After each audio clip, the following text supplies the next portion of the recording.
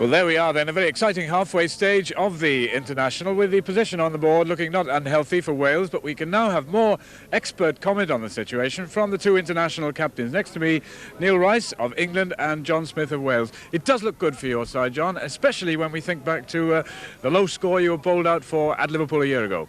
Yes, well, it does look good, but like you say, we were bowled out rather promptly last year, so we can't take nothing for granted. We've got to really go in and do it again this innings now.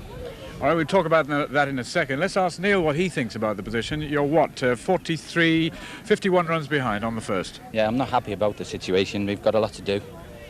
Still think we can do it. John's in a bit of a position now here. He doesn't know whether to make us bat again, follow on. He's always got in his head that we can put them all out for 12, which you think we can do any time. Could happen today. So I haven't given up hope, but he's in the driving seat, but we'll be there, like.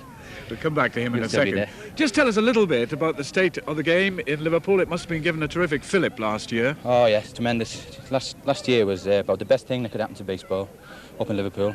We started the Junior League last season, and there's loads of young players coming through, which we've never had before. I'm really hopeful for the future, and I think the game can build up as strong as it is down here. We may see some of these youngsters getting caps then, because we're bound to notice in this side of yours there are a lot of old, familiar-looking faces. Yeah, well, that's over the years. It's been really, there's nobody been coming up that can take the places off us. You know, a little bit overweight and all this, that, and the other.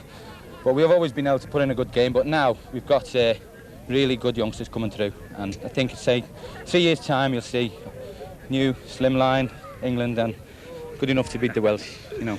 Well, we see about that. Last word from you. We've just seen your innings, your first innings. What do you think of the Welsh fielding? I thought it was excellent. Well, it always impresses me, but what I find the best part about it is to pick up and throw. To us, like, you know, that's a weakness in our game, I think, the throwing. But in the Welsh team, you're just scared to move around the bases. They hold you on the bases with the throwing, and it must knock about 20, 30 runs off each innings. Just the fact that you don't pinch bases, you know. And that's what impresses me more than anything. Good point. John, thinking about the Welsh innings, there were some choice performances, some good innings, including your own. Oh yes, but Paul Cross especially, he's batted like that all season. I mean, there's not a bowler in the game, to my opinion, that can get him out. I mean, he's brilliant.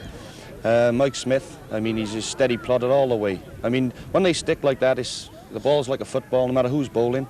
And Jeff had some fair speed on him at the beginning of the innings, and they take some getting out. But when you... Just a minute. When you said about the fielding, no way. There's two boys in the Welsh shirts that'll be with their heads down. They drop catches, and that's never allowed. Well, I never mentioned the catching. I just never mentioned allowed. what impressed me was the throwing. Well, there's a riot act evidently going to be read by John in 1 second. Thank you both for breaking off to talk to us. Have you made up your mind while you've been listening to Neil here? What are you going to do? Put him in or bat again? I'll go back and have a talk with the lads. Great. We'll have to see what happens out there in the middle. Thank you both very much. Thank you.